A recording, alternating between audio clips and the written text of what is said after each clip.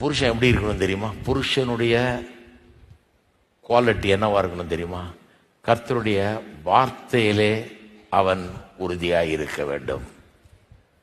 ஒரு வெற்றிகரமான குடும்பத்தை நடத்தக்கூடிய ஒரு நல்ல புருஷனாக இருக்கணும்னா கர்த்தருடைய வார்த்தை நல்லா தெரிஞ்சிருக்கணும். ஏன்னா இந்த வார்த்தையை கொண்டு தான் தன்னுடைய குடும்பத்தை நல்லா நடத்த முடியும் அவனுக்கு. இயேசு எப்படி நம்முடைய வார்த்தையை கொண்டு நம்ம பரிசுத்தமாக்கி எப்படி மகிமை உள்ளவர்களாக நம்மளை மாற்றார், அதுபோல அவன் கட்டின மனைவியை கொண்டு வந்து கர்த்தருடைய வார்த்தையை அவளுக்கு காண்பித்து, வார்த்தையை பிரசங்கிக்கிற சபைக்கு கொண்டு போய் அங்கே காண்பிச்சு, ரெண்டு பேரும் சேர்ந்து வசனத்தை ஆராய்ஞ்சு படித்து அதை பற்றி தர்க்கித்து அதை பற்றி விவாதித்து இன்னும் அதிகமாக நல்லா புரிந்து கொண்டு இப்படியே போகும்போது என்ன ஆகுறது? உங்கள் மனைவியை அவங்க அப்பா வீட்டில் இருந்தது காட்டிலும் இப்போ சூப்பர் ஆக்கிடுறீங்க. மனைவியை கல்யாணம் பண்ணிட்டு வந்தால் எப்படி வந்தாங்களோ அதை விட அருமையானவர்களாக அதில் மாற்றுறது தான் புருஷனுடைய வேலை. யாரும் ஆமேன்னு சொல்ல. கல்யாணம் பண்ணிட்டு வந்தா அவங்க அப்பா வீட்டிலேருந்து வந்த மனைவி வந்து எங்கள் அப்பா விட தேவலாம் போல இருக்கு அப்படின்னு சொன்னால் நல்ல புருஷன் இல்லைன்னு அர்த்தம். புருஷன்ட்டு ஏதோ மிஸ்ஸிங்னு அர்த்தம்.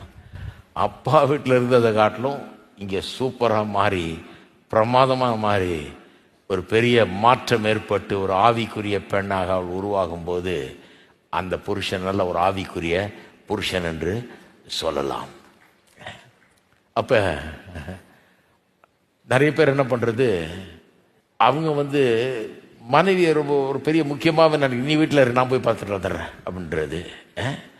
அப்படி இருக்கிற புருஷர்களும் இருக்கிறாங்க சில இடங்களில். இப்போ நிறைய புருஷர்கள் எப்படின்னா, இந்தியாவில் நான் பார்த்த வரைக்கும் ஒருத்தர் சொன்னார் என்கிட்ட, இந்த ஆவிக்குரிய டிபார்ட்மெண்ட்டை என் ஒய்ஃப் கிட்ட கொடுத்துட்டேங்க நான் என்றாரு. என்ன டிபார்ட்மெண்ட்டை கொடுத்தீங்கன்னு? அவன் எங்களுக்காக பைபிள் வாசித்து நல்லா ஜெபம் பண்ணி எல்லா உபவாச கூட்டத்துக்கும் போய் எல்லா முழு இரவுக்கும் போய் எங்களுக்காக நல்லா வேண்டிக் கொள்றாங்க. அதனால தான் அந்த குடும்பமே நல்லா இருக்குது.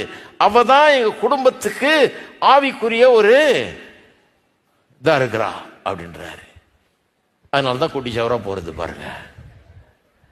இவரை பண்ண சொன்னா அந்த மாட்ட டிபார்ட்மெண்ட்டை கொடுத்துட்டேன்றாரு. இவர் என்ன சொல்றாரு, நான் பைபிளை படிக்க வேண்டியது அவ தான் படிச்சிடறாள், நான் ஜெபம் பண்ண வேண்டியது அவ தான் பண்ணிடுறாள், எல்லாம் அவ பண்ணிடுறான், கோயில் கூட அவ தான் போயிடுறா. நீங்க சர்ச்சஸ்ல பாருங்க, நிறைய பெண்கள் சைடில் தான் நிறைய உட்காந்துருப்பாங்க, ஆண்கள் சைடு காலியா இருக்கும். ஆண்கள்லாம் இவங்களை இறக்கி விட்டு போய் பார்பர் ஷாப்ல முடி வெட்டிட்டு உடுப்பி ஹோட்டலில் போய் நல்லா சாப்பிட்டுட்டு நண்பர்களை பார்த்து சந்திச்சு பேசிட்டு இங்க பிரசங்க யாரு ஆசீர்வாதம் கூறுவார் பாருங்க, அப்போ வந்து தலையை அப்படி உள்ள நீட்டுவாங்க. ஏன்னா அந்த ஆசீர்வாதத்தை வாங்கிக்கிறதுக்கு